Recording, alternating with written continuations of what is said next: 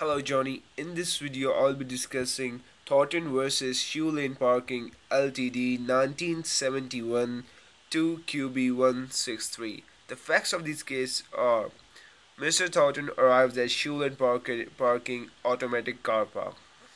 When he arrived at the car park, a ticket machine he received a ticket from a ticket machine which stated a condition on a bottom left corner that stated issued subject to condition displayed on the premises, and the condition was displayed on a pillar opposite to the machine. And the exemption stated that exempting the defender from the liability for an injury to a customer. So the disclaimer were exempting this disclaimer was exempting the liability of a defendant from any injury to a customer. Later, when Mr. Thornton arrived back to this car, he got injured and sued the Shoe Lane Parking Ltd. Moving further, the issue over here is whether an exemption from the damages claimed by the defendant, claimed by the plaintiff, is acceptable and he should be compensated for the damages that happened in the premises, and whether the defendant has taken sufficient steps to bring the exemption to attention of the other party, and therefore is whether the exemption is enforceable or not. Moving further, in normal circumstances, the situation is that the exemption clauses will form a part of a contract if the party seeking to rely on it can show that they have taken reasonable steps which were reasonably sufficient in the circumstances to give notice of the exemption clauses to the other party. So there are two conditions. There are two steps that can in which you can include exemption clauses. The first is to sign a contract, and the steps and the exclusion clauses should be very clearly visible or highlighted when signing a contract with the other party. And the second step is by showing in the absence of the contract that reasonable steps were taken informing the other party of the exclusion clauses before and at the time of contract. So the relevance over here is these two things.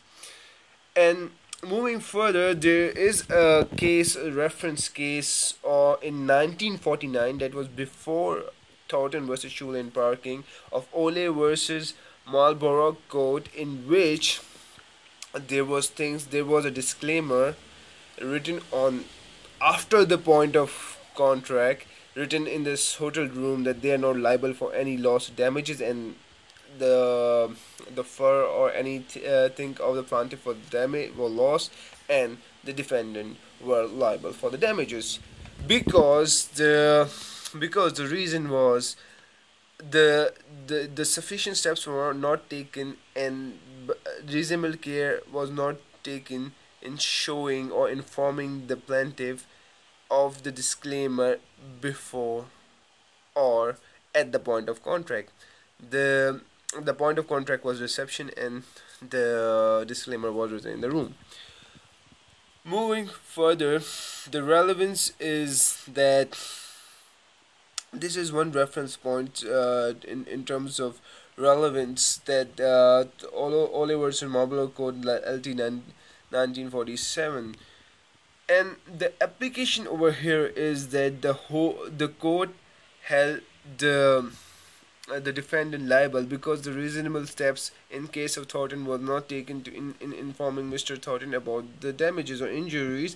It was after the point of contract. The point of contract is a ticketing machine, and once the ticket is received and he has accepted the contract, and then it was displayed on a pillar inside when the contract was accepted. So reasonable care was not taken by informing about the exclusion clauses or disclaimer at the point of contract or before. So there was the board was not even before or at it was after on a pillar disclaiming all these all these exclusion clauses or disclaimers. Therefore, in conclusion, the reasonable care should be taken by the plaintiff to inform other party about the exclusion clauses, either by a signed contract and highlighting it and making into their attention, and taking reasonable steps to show them about the exclusion clauses, or by showing in the absence of a contract that reasonable steps were taken in informing other party of the exclusion clauses before or at the time of contract.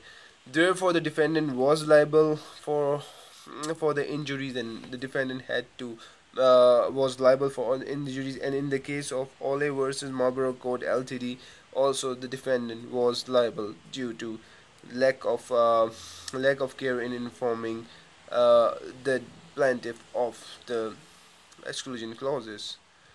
Thank you very much.